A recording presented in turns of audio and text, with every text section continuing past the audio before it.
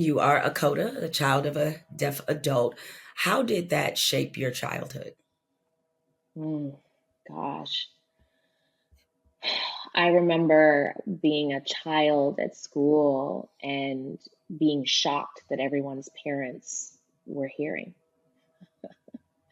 The surprise was that my mom was deaf for them.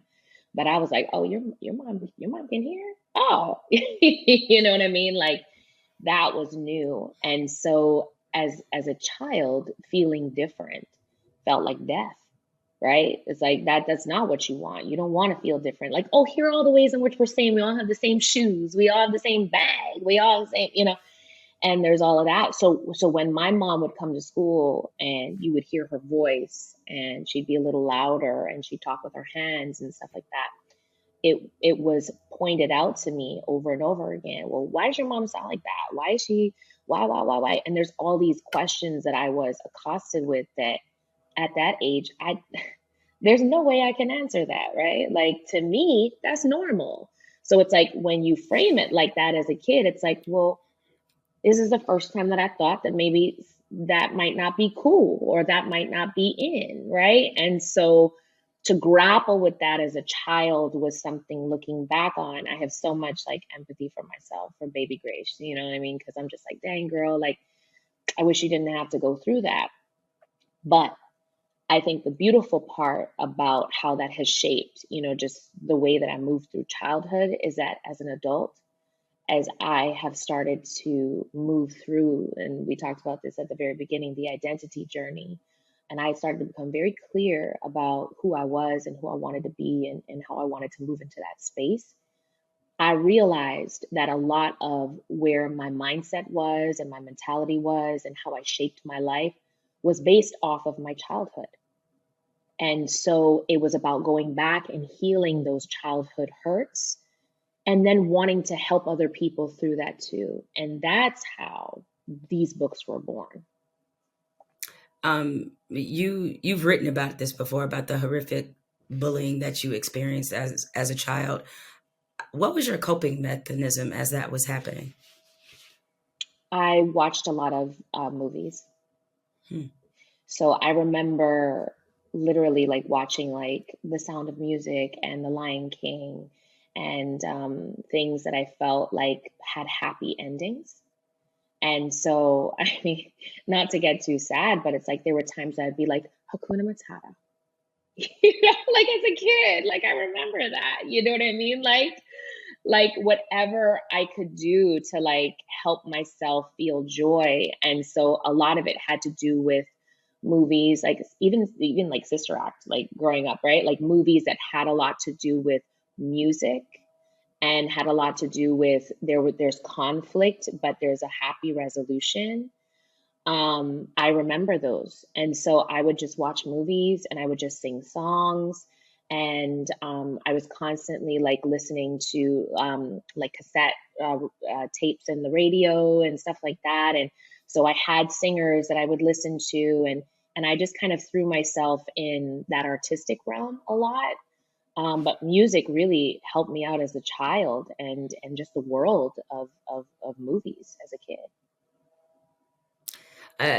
You've mentioned it a couple of times. If for those listening who don't know, you have written two children's books. You're a New York Times bestseller, and as somebody who just wrote a memoir that was published in October, I was exceptionally jealous. I mean, beyond jealous when I read that you wrote your first children's book, which is aptly titled "I Am Enough," in 40 minutes. How? How did that happen? Oh gosh, Jemele, listen, you know what? To be fair, let me tell you, it had been in the making for a few months. I didn't put pen to paper until those 40 minutes, but it had been in the making for a few months. And it's never happened again. Okay, so let me just say that it's never happened again. All right. So even the second book took some time. But I was praying a lot. That is the honest to goodness truth. I was just praying a lot because when you have this kind of notoriety and when you have this kind of influence, whether you like it or not, there's a lot of stuff you could do with it, right? You can make it all yours, or you can look at the bigger picture. And for me, my faith took a big part in this, where I said, you know what, God, if I'm going to be in the spotlight, and if people are going to be influenced by what I say or do anyway, I want to be able to make a difference. I want to be able to give them something to feed on, something that feels like light, something that feels like love, and something that's pervasive in a very positive way. And so, I just stayed in prayer about it for a very long time. And I remember the moment where, before I started writing, where, because the idea was that, you should write an anti-bullying children's book, like that was the consensus. But I remember that moment where, there's that Mother Teresa quote where she says, and I'm paraphrasing, but, if there's an anti-war rally, don't invite me. But if there's a pro-peace rally, like, I'll be there, right? And I went, that's it. It's not about writing an anti-bullying children's book. It's about writing a self-love book, because the children who bully need that love, and the children who are bullied then need that love, right?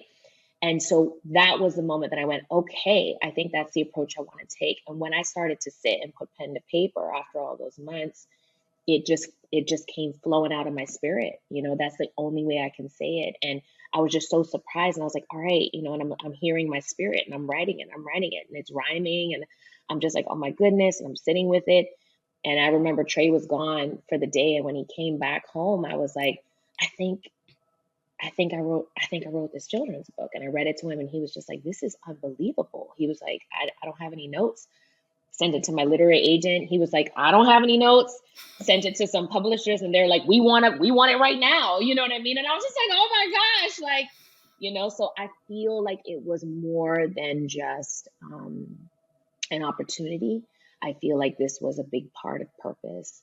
And so, I Believe I Can was a sequential move outside of that. And then I'm actually penning one more right now as we speak, right? So I'm excited about that one. Do you want to, is children's book sort of the lane you want to stay in as an author, or do you have other aspirations to write other types of books? That's a good question. I never thought that I'd be a children's book writer. Let's start there, right? I never thought that I'd even be an author, right? Like, Mm. what? Like, I didn't even think about that. So I'm grateful. I'm grateful. But I have thought about that. I have thought about, like, with all, like, the parts of my story, is that something I'd like to share in the future? I have thought about, like, a book of poems, maybe something for an older audience. I don't know. I will say that it's not outside of the scope of what I think could be helpful, as I move forward in life. Like, I just want to help.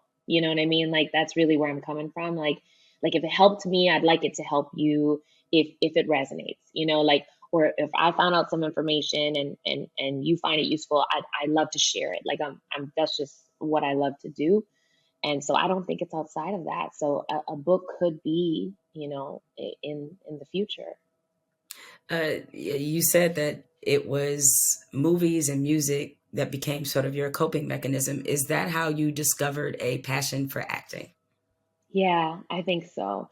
I think that, in addition to communicating viscerally. So I did not realize that being able to speak sign language from a very young age made me physically agile. I know it sounds weird, but as a child, you don't know that. You're just communicating.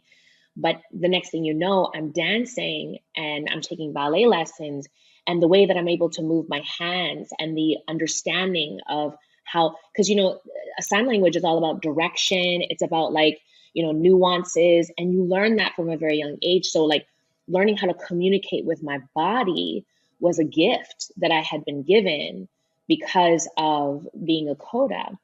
And so as I got older, I just wanted to know what else was there. So, my artistry can be anywhere from, like, singing or dancing or being in front of the stage and performing, acting, playing piano, cooking, painting. There are all these things that I love to do. And acting kind of came out of that. And being an introvert, and I was such an introvert as a child too, it felt like a space where, when the world felt scary, and the world felt like, you know, um, like it wanted to put labels and titles and everything on me. And I felt like I needed to live up to someone's expectations, or I didn't feel enough.